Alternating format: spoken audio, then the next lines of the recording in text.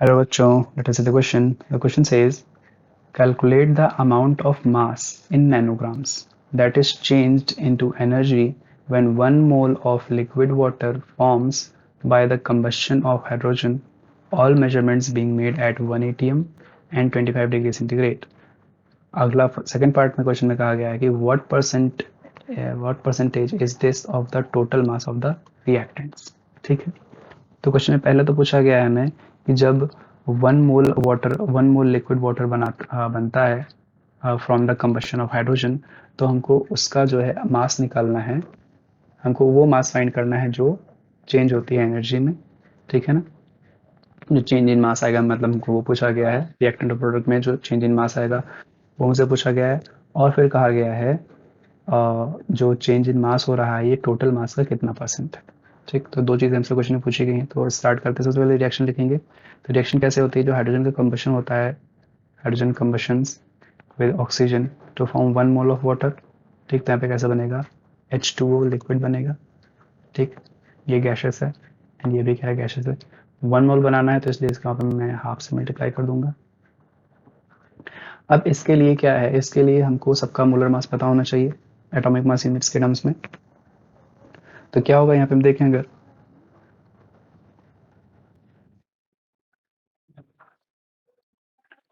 Molar mass of H2 कितना होगा, this is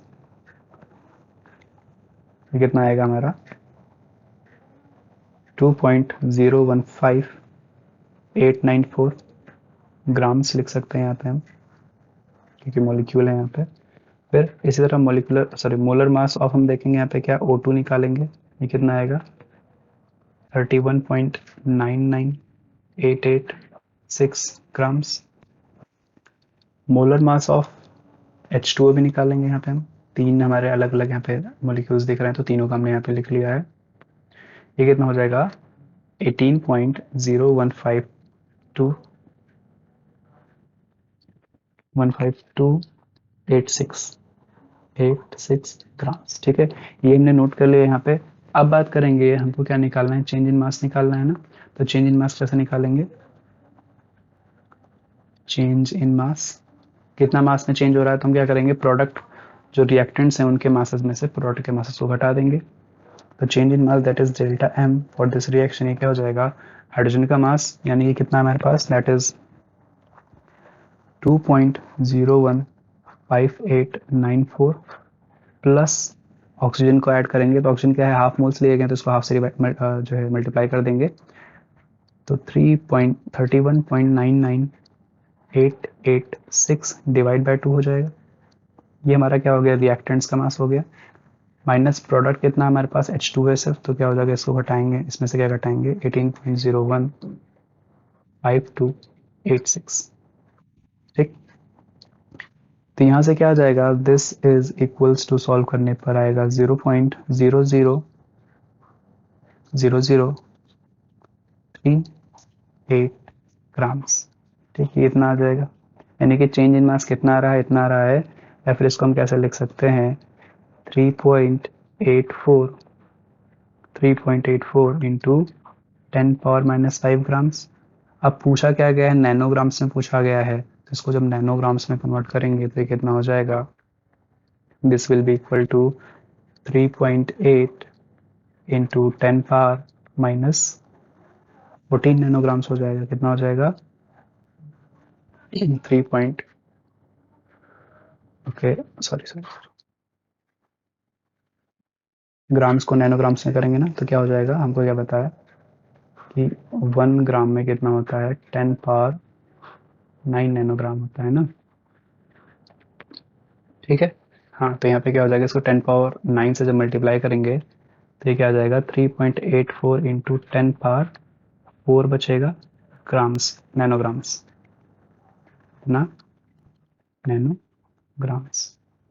ठीक है, तो चेंज इन मास आ गया जो हमसे पूछा गया था नैनोग्राम से, तो पहला आंसर तो हमारा ये हो जाएगा। अब सेकंड पूछा गया है, कि what percent is this of the total mass of the reactants. Reactants का टोटल मास कितना है, ये रिएक्टेंट्स है हमारे पास। ठीक है, इसका टोटल मास हमारे पास कितना आएगा, तो जब रिएक्टेंट्स को हम ऐड कर देंगे, यानी इसको जब ऐड करेंगे इसका हाफ करके, तो कितना आएगा, दैट इज ये आएगा, मतलब इसका सम। ठीक है, तो लिख लें यहाँ पे देयरफॉर जो परसेंटेज पूछा गया है, तो परसेंटेज क्या हो जाएगा, कैसे है यहाँ पे हो जाएगा,